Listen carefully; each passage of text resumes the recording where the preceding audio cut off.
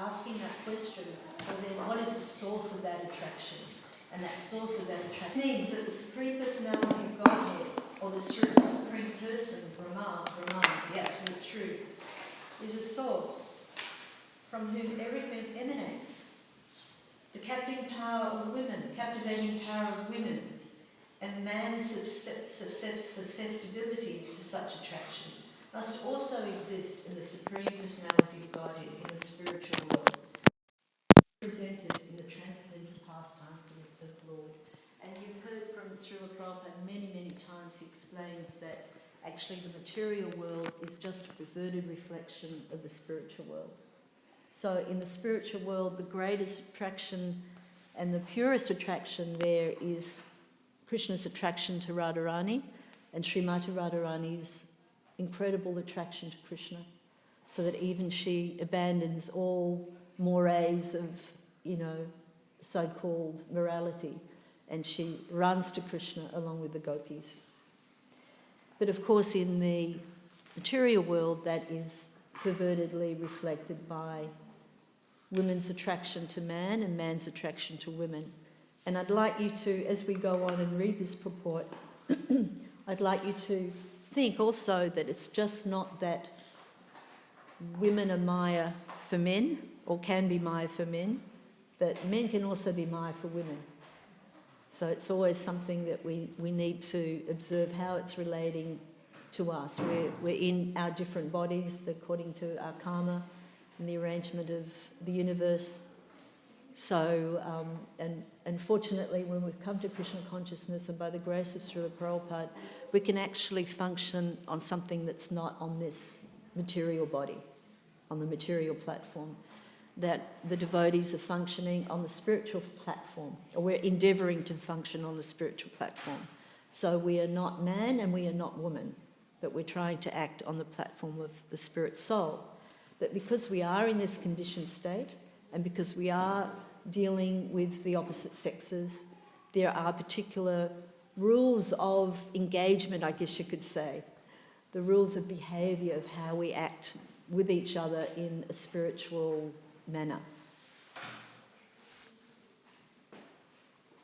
The Lord is the Supreme Person, the Supreme Male.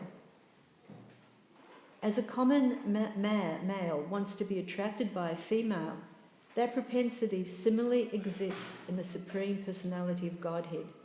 He also wants to be attracted by the beautiful features of a woman. Now the question is, if he wants to be captivated by such womanly attraction, would he be attracted by any material woman? What does anyone think? Think that's possible? I don't think so.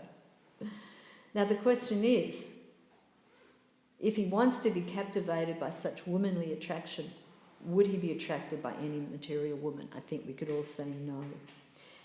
Prabhupada continues, it is not possible. Even persons who are in this material existence can give up womanly attraction if they are attracted by the Supreme Brahman. Such was the case with Haridas Thakur. A beautiful prostitute tried to attract him in the dead of night, but since he was situated in devotional service and transcendental love of Godhead, Haridas Thakur was not captivated. Rather, he turned the prostitute into a great devotee by his transcendental association. This material attraction, therefore, certainly cannot attract the Supreme Lord. And I'll just interject here that one should also not think that they're on the level of Haridas Thakur and take that example as something that they could actually follow. No, it's okay. I'm just befriending this Mataji. I'm just talking to this Mataji because she's a nice devotee, or I'm trying to introduce her to Krishna consciousness. But because of this overpowering attraction that the female form has for the male form, one has to be very, very careful and protect himself. And the same goes with the Vaishnavis and women in this material world. We have to be very moderate and very observant about how we behave. And we're also very, we can be very expert at rationalization. And we can also be very expert at kidding ourselves. So it's very important that, of course, one remains friendly and kind. And it's not like, I'm very grateful to see that our movement is not like it was in the very early days, where there was, in the very, very, very, very early days, there was a great kind of family mood where the boys and girls were all very young when we joined. Most of us were under 20. And we looked at our brothers and sisters as brothers and sisters in our service to Srila Prabhupada. And then, and Prabhupada always very much promoted Vaishnavis. He would like us to sing kirtan. We have many examples of that where he asked Matajis to sing kirtan, lead artis, give classes. We have many examples where Prabhupada would have Jyoti Mai, who's my god sister, who was head of France BBT. She would actually give lectures in front of Prabhupada. Jamuna Devi would also do that, Malati Devi. Many Vaishnavis Prabhupada promoted. Then, as we started to read more in Bhagavatam, more Bhagavatams were published, we came across the sloka, and these are one of them, where women are referred to as Maya. And of course that got all the male members of our society into high dudgeon. Oh, the women, they're Maya. And that actually became quite a paradigm shift in the way women were accepted in Krishna consciousness. So there was this understanding where, the women were Maya, but no, the men were really good. But I always try and explain that we have to act on that platform where women can be Maya for men and men can be Maya for women. But because of our society, we're a spiritual society. Srila Prabhupada loved his spiritual daughters as much as he loved his spiritual sons. We have to teach, or rather react to each other with mutual respect. That's very, very important that we maintain that. And women act in such a way where their behaviour is moderate and chaste, and the men behave in such a way where they're kind to the women, they're not denigrating or... and I don't think that, by any means is what happens in most of our temples now, but we should always be very mindful and very careful about this kind of behaviour. And there's a very nice story that Hare Prabhu told me, and some of you may have heard, I've told this story before, but when I was living in Mayapur as a brahmacharini, Prabhupada had a slight cold, and Hare gave me a little bit of silk, about foot by foot, to make into a handkerchief for Prabhupada.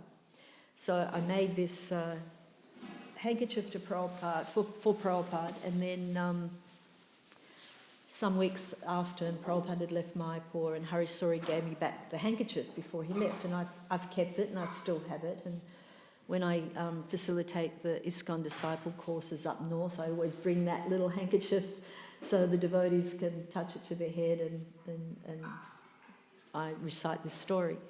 So many, many, many decades later, about 3 years ago, Hare Prabhu came to New Govardhan, which is where I live. Does everyone know who Hare is? You're all familiar with him? Very instrumental devotee here in ISKCON Australia. Did great service for Srila Prabhupada. Machined it on the sewing machine. The stitches were crooked. I did a really appalling job, really appalling at that. And I said, what happened? And he said, I went into Prabhupada's room in Mayapur, and there were a number of sannyasis all sitting there talking to Srila Prabhupada. And one sannyasi in particular was saying to Prabhupada what a good sannyasi he was. I don't talk to women, Prabhupada, I don't look at women, I'm really strict sannyasi. And if you ever watch any Prabhupada videos, you'll see how often Prabhupada would actually give us a rope long enough that we could hang ourselves with. He would just let us go on, and then after some time you suddenly realised, Prabhupada's not very happy with what I'm saying. And I saw this many times. So anyway, this sannyasi is being a bit self-aggrandizing, trying to please Prabhupada by, explaining that he takes his sannyasi vows very, very seriously. And Prabhupada's just looking down and he's not saying anything. And then Prabhupada looked up, and at that point Hare handed the little orange handkerchief that I'd made to Prabhupada. And Hare said that Prabhupada beamed ear to ear. And he looked at this sannyasi and he said, and I will always accept service from my spiritual daughters. So Prabhupada was very, held his female disciples, and by that his grand disciples, his great-grand disciples, and so on, for generations to come, with great affection and affection and love. So we were talking about Haridas Thakur, and I mentioned that we can't put ourselves on that platform. We have to be very careful in our association, but at the same time, that should be with respect and with affection. This material attraction, therefore, certainly cannot attract the Supreme Lord. When he wants to be attracted by a woman, he has to create such a woman from his own energy. Hands up who knows who that is. Hands up. Mataji? Radha? Yes, Srimati Radharani ki jai. He has to create such a woman from his own energy. And what is that energy called? That energy of Radharani? Hiladini Shakti. His pleasure potency. Here it is explained by the Goswamis that Radharani is the manifestation of the pleasure potency of the Supreme Personality of Godhead. When the Supreme Lord wants to derive transcendental pleasure, he has to create a woman from his internal potency. Thus, the tendency to be attracted by womanly beauty is natural because it exists in the spiritual world. In the material world, it is reflected pervertedly. There was also another great hero. Prabhupada talks about Cleopatra here. There's also another great hero in Indian history. Has everyone heard of him? Ajiro? He was a prime minister many centuries ago, and he was, married to a very loving wife, but he became enamored by actually a young Muslim princess, daughter of a Hindu father and a Muslim mother. And he became so attracted to her that he pretty much gave up his dharma. And then, of course, he was, unfortunately, due to the politics, the Hastran politics, he had a very sad life in the end. And in Bhagavatam, Prabhupada explains that the wife is the cause, actually, of all kinds of success. We've read here how women can be Maya, and I've mentioned that men can also be Maya. But a woman is also, for her husband, brings all success in Dharma, in Artha, in Karma, and Moksha.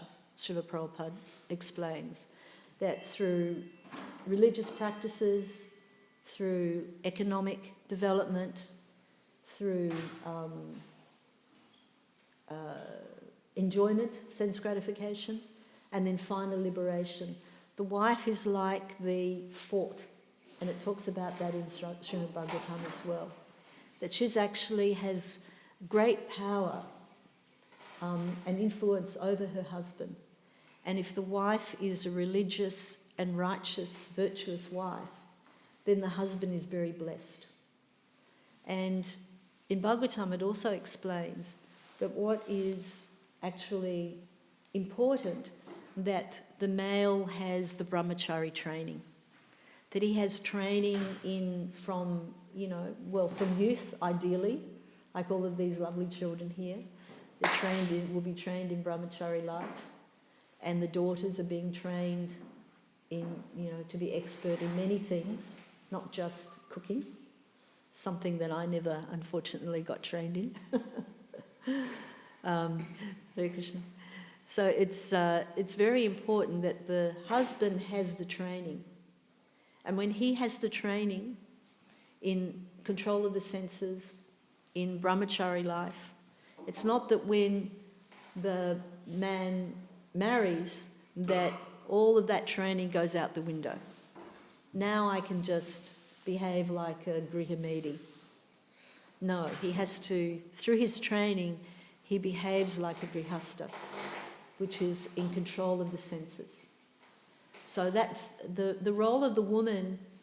And, when you read, when you study Śrīmad Bhāgavatam and you listen to Prabhupada's lectures, you can actually understand how critical the role the Vaishnavis play. The role they play in society, the role they play as the mother, because the man will be successful by two things, Prabhupada explains: a good mother and a good wife. Because the wife is also like the shelter. The husband gives guidance to the wife, of course, he gives her shelter, excuse me, but it's actually, there's a synergy there between the two. They're actually reciprocal. There may be different ways that the wife gives shelter to the husband, but the husband may provide physical shelter. He's the bigger, the stronger in a lot of cases, I know one of the reasons why, actually the only reason why I got married, I was a very staunch brahmachari for 5 years, and the only reason I got married was I was sick of battling with the brahmacharis in Mayapur to get, because I looked after a number of little Bengali girls. They would help me sew, make garlands, etc. We didn't have a school for them at that stage. And I would try and get an allocation of cloth and a little itty bitty bit of soap and a few things, because Mayapur was very, very austere in those days and very poor. So we didn't have a great deal to eat, and we didn't have much opulence in the way of soap or cloth or anything like that. And one brahmachari, he was actually in charge of the go-down. So he was the one that distributed the soap, distributed the cloth, etc. And he would never give me what I needed for the little girls. So I would always have to argue with him. And he had a much louder voice than I did, a really strident voice. And he basically, would win out most of the time. So that was the reason why I thought, okay, I've had this. I'm sick of fighting with this brahmachari. I'm going to get married and my husband can fight with him. But of course, life doesn't always turn out the way that you want. But it was interesting, that motivation. But and I see the marriages that my sons. I have 3 sons, 2 live in Mayapur, 1 in Australia, and I can see they've been trained in brahmachari life. They've 2 out of 3 were born in Mayapur. They went through the whole Gurukul system. And I can see how through their training they actually, I believe, have made very, very good husbands, because they've been trained to understand the nature of women. Bhaktivedanta Swami has given them very good understanding of the psychology of a woman, because it does differ from the psychology of a man. We've probably all heard of that book, Men Are From Mars, Women Are From Venus, so there's quite a difference there. But through that training, they've actually, I believe they have great, great respect for their wives. They take shelter of their wives, and the wives take shelter of them. So it's a symbiotic relationship, and I think that's very important. So first of all, just reiterating the point I made before, is that the husband has to have that training. He can't see his wife as just a representation of sense gratification and there solely for his pleasure. No. The husband and the wife are together solely for the pleasure of Radha Ballabha and Jagannath Baladev Subhadra and Gaunitai. So when the family has that, and I can see that with these wonderful children here, they're so, I know that when you all go home, your homes are like a temple, because otherwise your children wouldn't behave like they do in the temple. If when you went home, it was just, TV blaring and, the news going on all day. I can tell that, you have given them a wonderful Krishna conscious home. And this morning when I was doing Tulsi Aarti, there's a little tot, I think like 2 years old, he's not here at the moment. And, I gave him some water, helped him put the water in the Tulsi, and then he starts circumambulating. And then he puts his hand in Tulsi's soil and puts it to his head. The training is so wonderful, and I really admire you all so much that you're bringing your children up in this lovely Krishna conscious atmosphere. It's so important. So, it is this dual relationship. And as I said, it's very important to have that brahmachari training. And also it's very important for the women to have that proper training as well. If you've had the fortune that you can go through the brahmacharini ashram, that's very nice, but all of you Indian body devotees have probably had that very nice training in your own homes through the expertise of your own mother, your own father. So the Krishna conscious wives, as I said, offer the greatest support, protection and shelter. So by a woman's chastity, her, and when I say submissiveness, I don't mean in that, downtrodden way. I don't mean that at all. I mean that, I truly believe that the husband needs to see the wife as his equal, but in a different kind of equal, because she can give so many different things that he can't give, in terms of a softer nature, in terms of a softer attitude, perhaps a more loving attitude, where the husband or a male might be a little bit more tough. A woman's influence has a very positive effect on a male as well. And, I can even see that in our National Council meetings, because I'm the Women's Minister of ISKCON Australia. And it's very interesting to see that interaction. And I think having a woman on that council, Kundalata, of course, is there. She takes all the minutes very expertly. But I think it's very important, because a woman will have a different understanding, and I believe in many ways a better understanding sometimes. But don't quote me on that. So the real patni, the devoted wife, is a wife who helps her husband execute devotional service. That's critical, that you work together. That you don't, Prabhu, you have to go to the temple again. Why don't you give me some family time? Let's just spend the time with the son or the daughter. Why do we always have to go to that Hare Krishna temple? But no, you work together. Of course, there has to be family time as well. There is the balance. And unlike the very early days where you couldn't even, a man wouldn't even hold his child in the temple. It was like, oh no, wife and the kids at the back, don't have anything to do with them.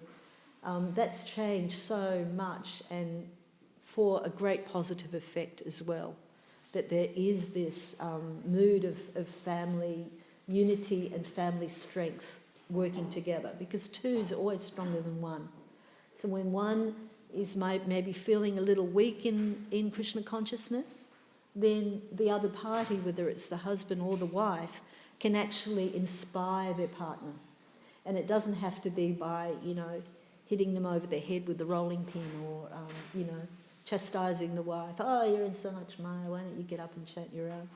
But no, together by the example by the example you set.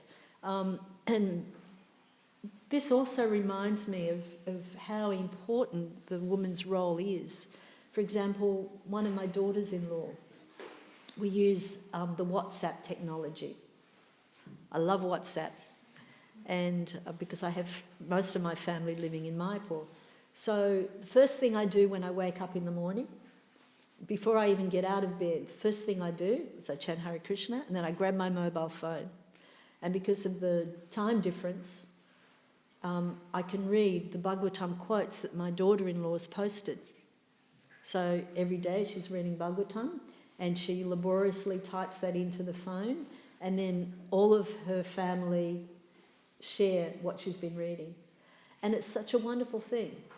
You know, it's a very proactive, so, you know, a small thing. It's no big drama, but it brings us all together that the first thing, we're reading.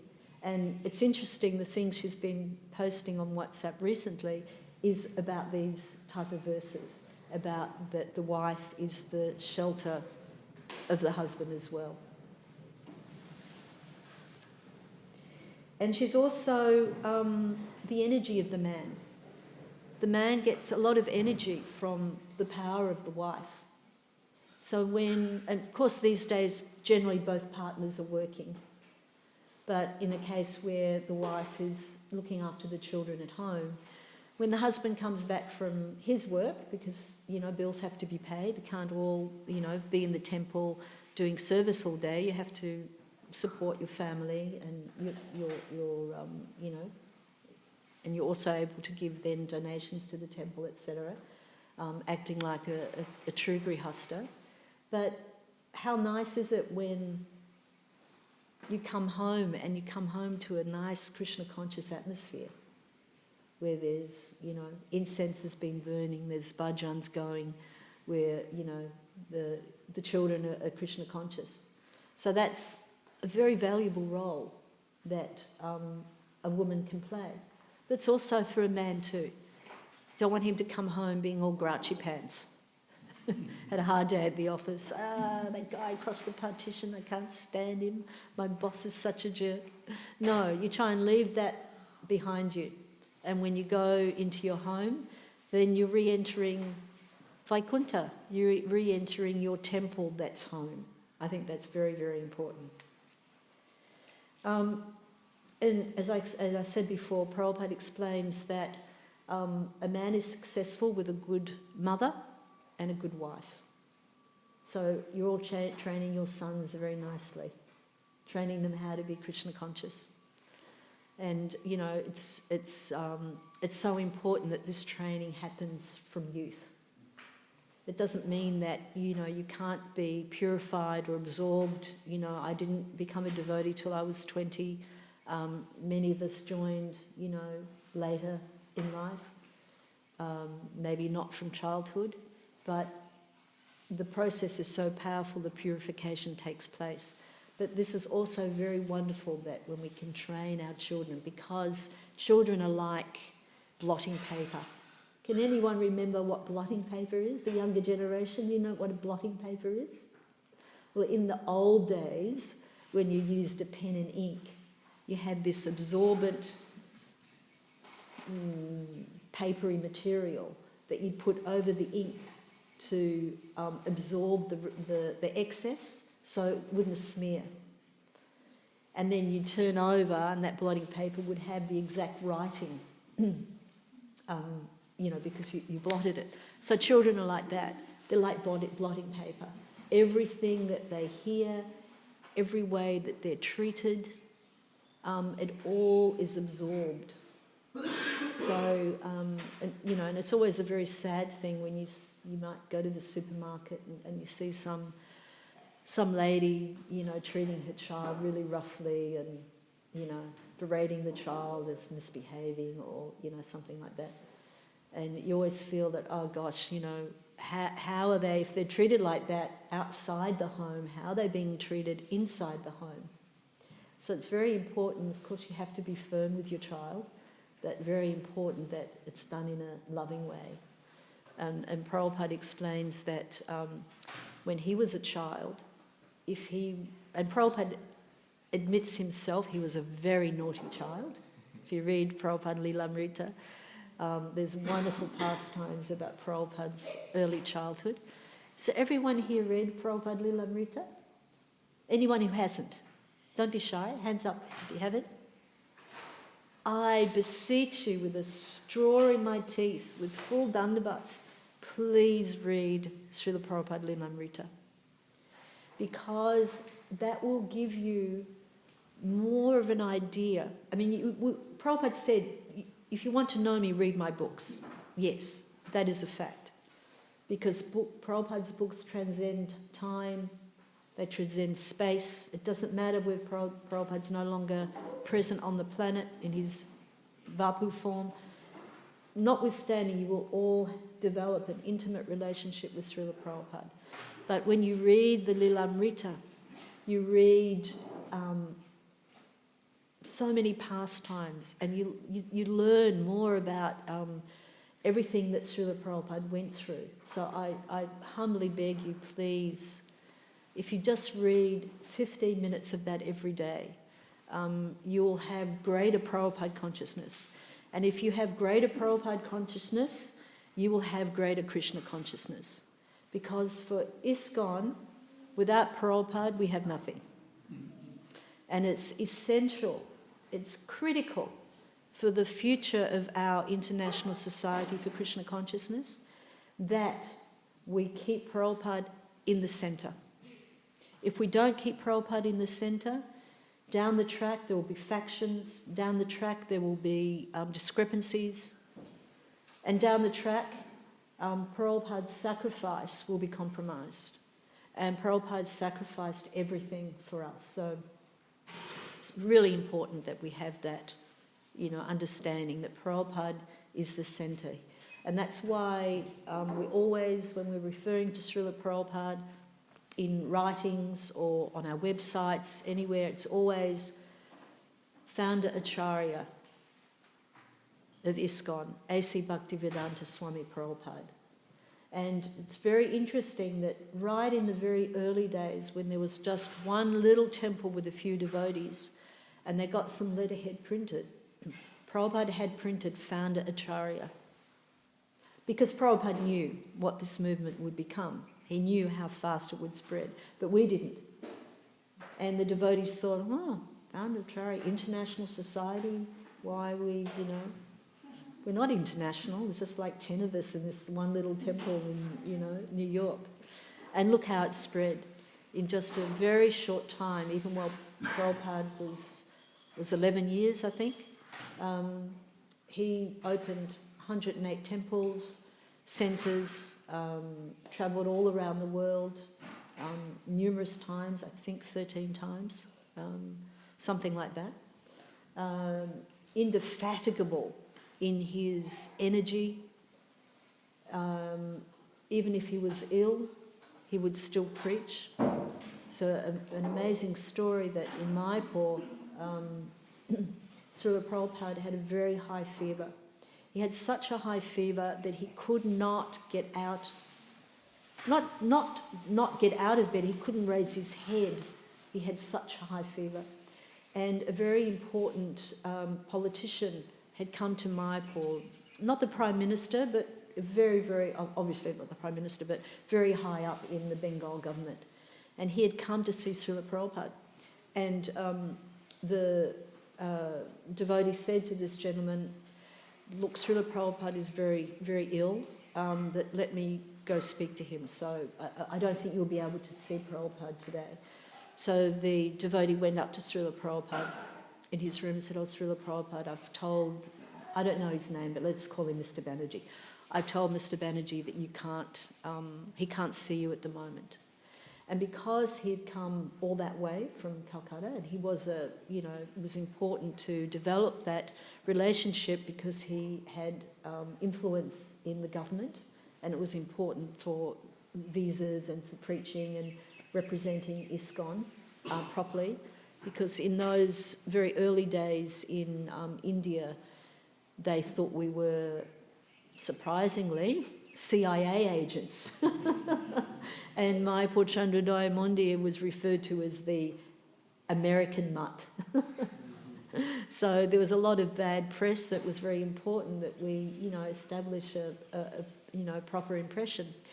And when they told Prabhupada, look, we've told him that you can't see him, we'll give him prasadam and we'll give him a tour. And Prabhupada went, no, immediately Prabhupada got up from his bed, dressed, he was dressed, but freshened up, went downstairs, and he preached to that man for 2 hours with full energy, preaching up a storm, as only Śrīmad Prabhupada could do. And then, after 2 hours, no one could see that Prabhupada was so ill. And after 2 hours, the gentleman went away, and Prabhupada went up to his quarters and just collapsed. Amazing pastimes of Śrīmad Prabhupada. So it's nearly time to finish.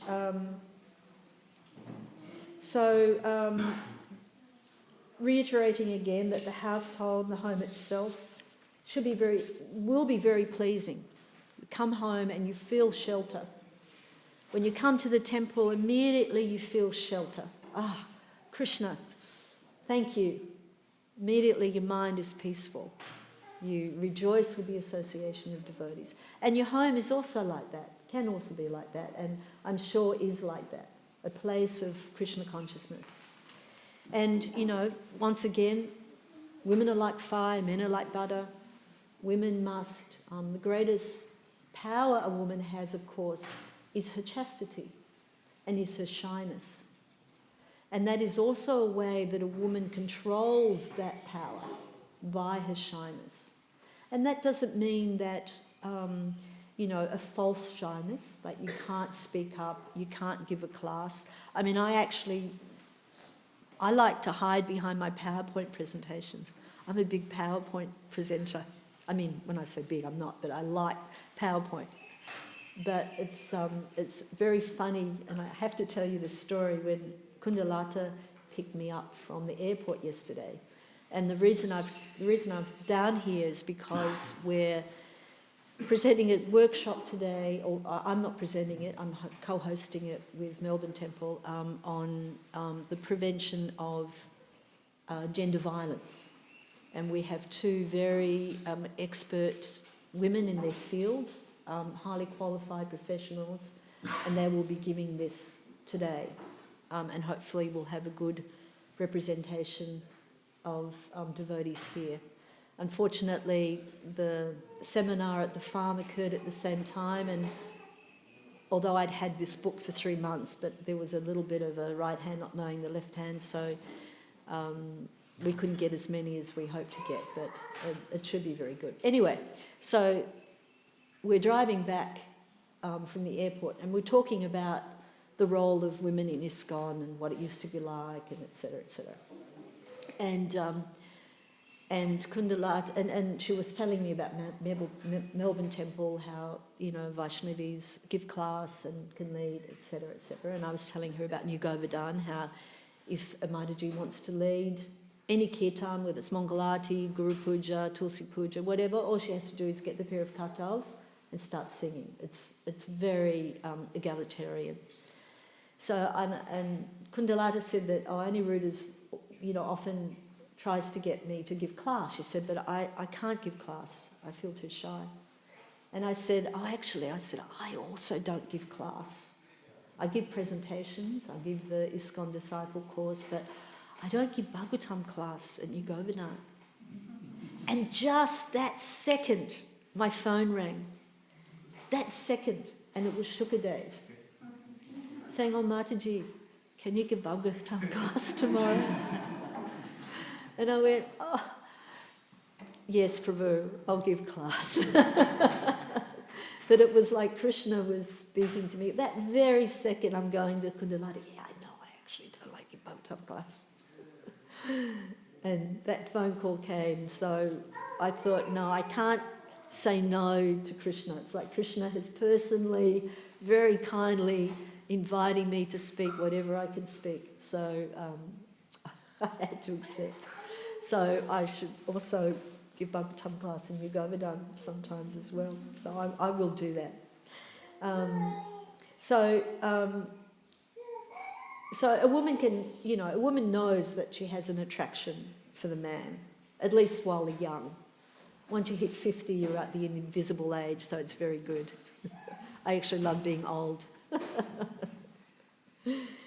Except for the sore knees and the sore backs, etc. So a chaste woman, she knows that she has this Shakti-wielding power.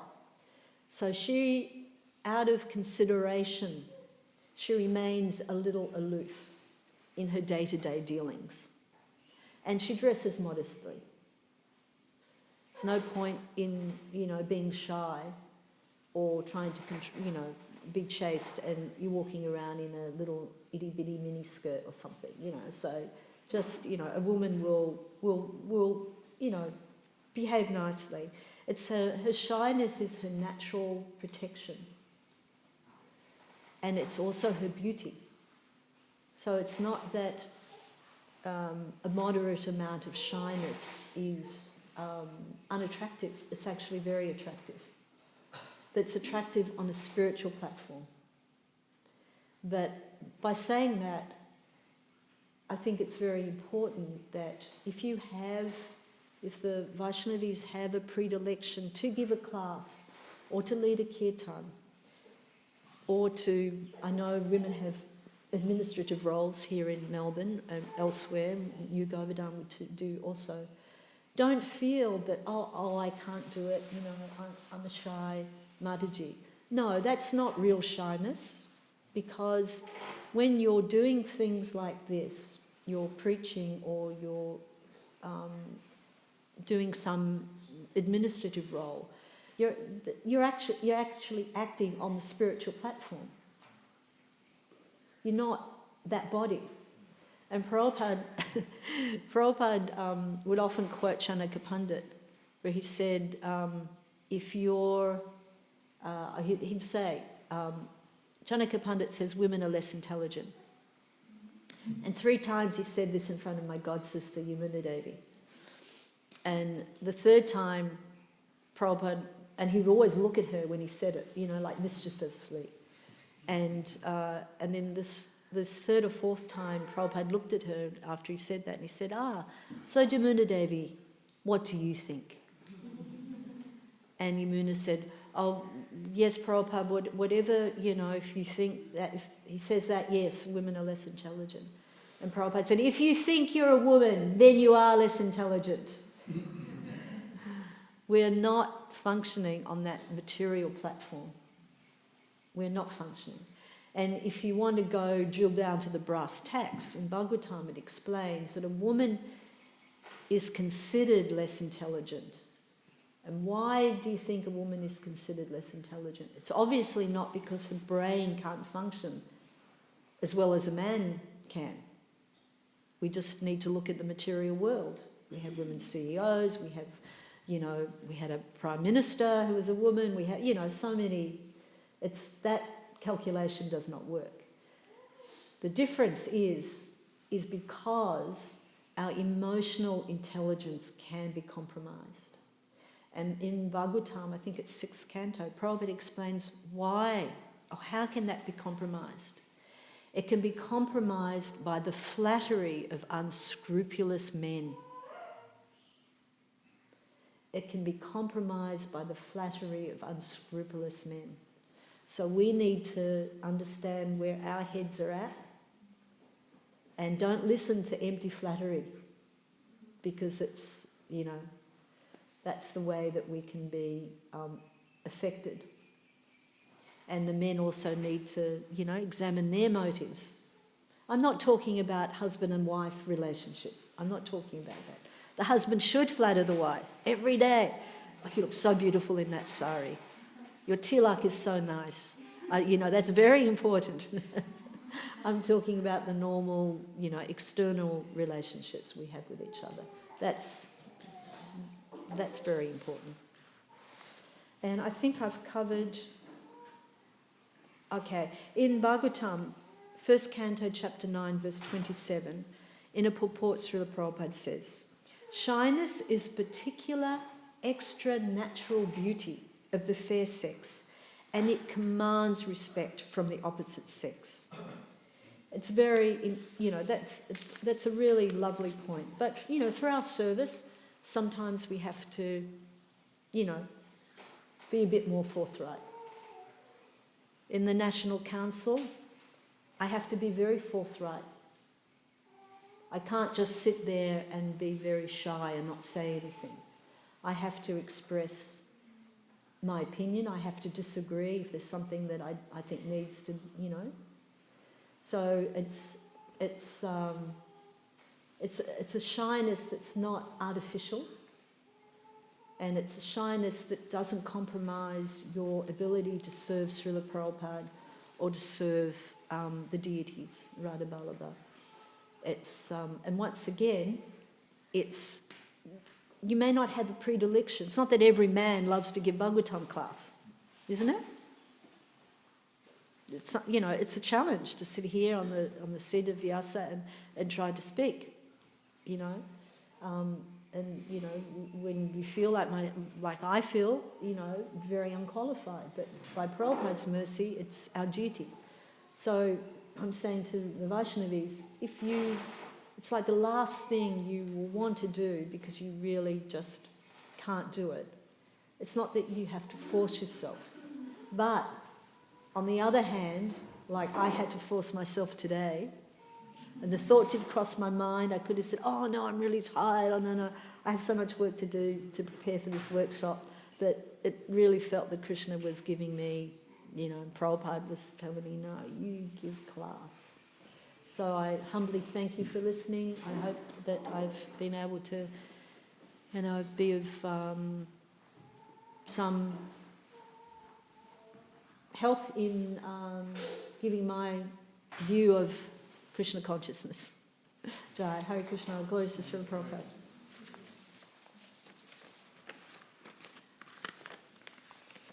Jayam Vishnupada Paramahansa Parvijapacharya Stakada Sata Śrīmad Bhaktivedanta Swami Srila Prabhupada Ki Jai, Gantaraj Bhagavatam Ki Jai, Srila Prabhupada Ki Jai. All glories to the assembled devotees. Hare Krishna, Jai Srila Prabhupada.